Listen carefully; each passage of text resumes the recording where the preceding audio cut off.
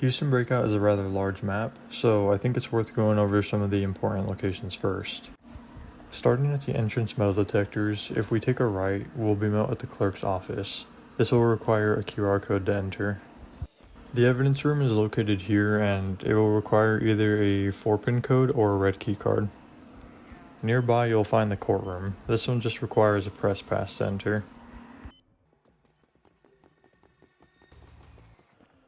The entrance to the judge's chambers can be pick-locked, but if we go down the hall to the left, we'll find his room, and it requires a QR code to open.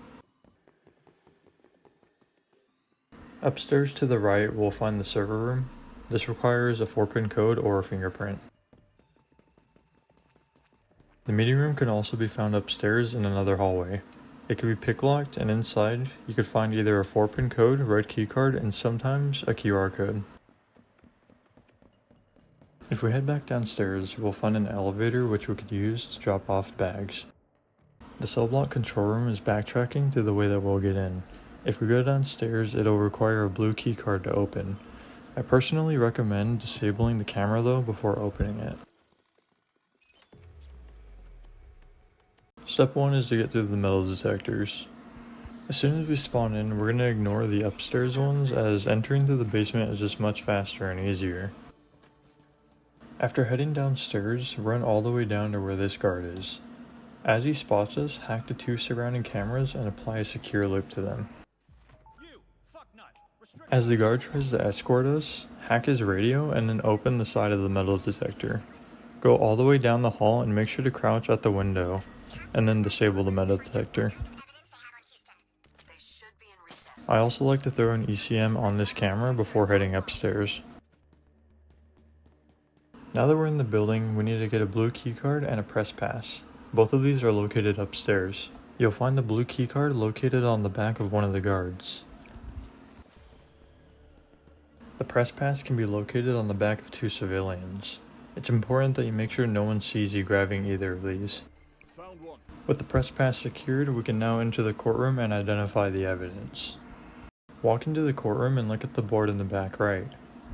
If it's digital evidence, Houston's evidence will be stored in the server room. If it's physical, it'll be in the evidence room instead. If you look at the entrance, it'll tell you how to get inside. The server room can either be a fingerprint or a 4-pin code.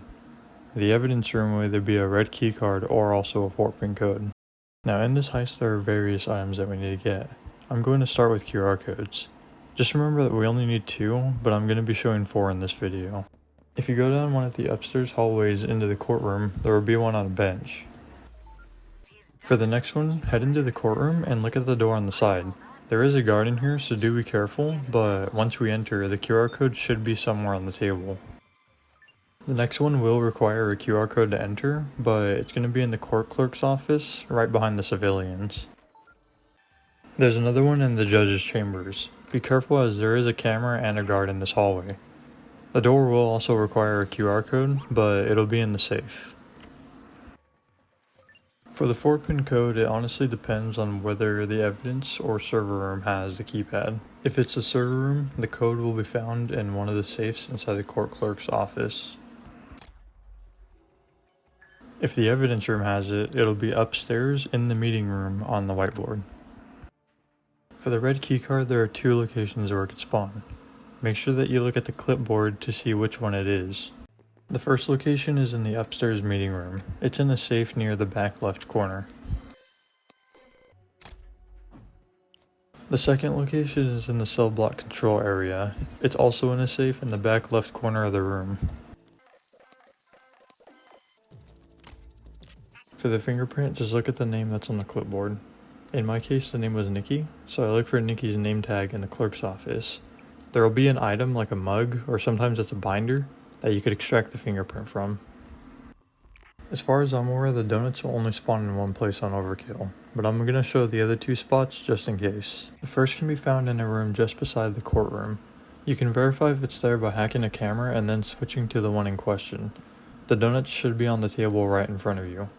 Hack this camera now so you don't need to later, and then go through the door, be very careful with the guard, and then go into the next room and grab the donuts. Getting around this guard can be pretty tricky. I got really lucky, but you could always just hack his radio. The other spot is in the clerk's office next to the QR code. It should be right behind the civilians. For the next spot, you need to make sure that you make your way to the left side of the clerk's office. Do watch out for the guard and the civilian, but it should be on the left on this little table. Oh yeah, whenever you access evidence rooms, watch out for cameras. For physical evidence, I like to throw an ECM on this camera over here. For digital evidence, I like to apply a secure loop on both of these cameras. The order in which you do steps 3 and 4 doesn't really matter, but we need to find Houston's evidence. This will depend on what the board said earlier. Head over to the evidence room where it's stored. If it's physical evidence, there will be a board with a letter circled on it. That letter corresponds to a row where Houston's evidence is stored. There are 5 rows of 3 bags each, so the evidence room will have 15 bags in total. Just know that step 5 cannot be done unless we find Houston's evidence first and complete step 4. It's worth noting that scanning all bags will nearly double your rewards, but it also will take almost double the time, so you could decide for yourself whether that's worth it. Now the server room only has 4 bags, so I recommend scanning them one at a time to find Houston's evidence. I don't recommend piling them on top of each other though, because sometimes guards can walk through there, and they will begin searching if they see any bags. Now again, you could do step 3 and 4 in any order, but both need to be done before you do step 5. For this step, we need to access the judge's chambers using one of the QR codes we found. There is a camera and a guard in the way, so I like to hack the camera near me and then switch over to the one that I want, then apply the secure loop. When the guard walks within our line of sight, hack his radio and then open the door on the left. Once inside, hack the computer and then unlock the safe to get the USB drive. Take note of the name on the computer screen as it's one of the clerks that we need to remember. Now before we leave, plug the USB drive into the keyboard of this computer. Getting out is sometimes tricky, but I find that crouching through the courtroom is fast and mostly successful. Now we need to look for the name tag of that clerk that was mentioned on the computer. Do be mindful of the guard and the civilian as this is a secure area. When we find the correct name tag, hack the computer. Now we need to connect Shade to a landline. There are 3 in the building and it doesn't matter which one we choose. The first one is upstairs in the meeting room. The second one is in the judge's chambers. And the third one is in the clerk's office near the left entrance. But do be careful because there is a guard in there. After the judge starts tweaking out, we could start making our way down to the cell block control room. The guards will escort Houston to his cell. Make sure that you take note of which cell it is. Wait for both of the guards to face the window and then place the donuts that we grabbed earlier. Shade will proceed to yap for a minute and then the third guy by the metal detector will eventually walk over. If you sit by the buttons, he won't see you. When all the guards are distracted by the donuts, open Houston's cell. Now I've only gotten this twice before, but sometimes instead of buttons, it'll be a 4-pin code that we need to open Houston's cell. In my experience though, this isn't very common.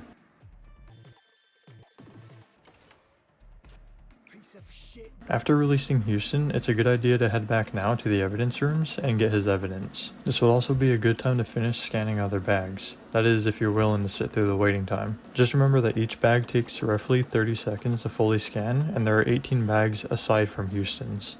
Houston's evidence slows you down quite a lot, and I don't know if throwing it makes you any faster, but it's certainly more entertaining. Once you've brought all evidence to the elevator, go down and open the doors. You can avoid masking up by jumping on the ladder. Head over to where the guard is, and you can either distract him by destroying this thing behind him, or you could just go in there and make sure he doesn't see you while you press the button. Got ourselves a guard. You could start moving bags while the van gets in position.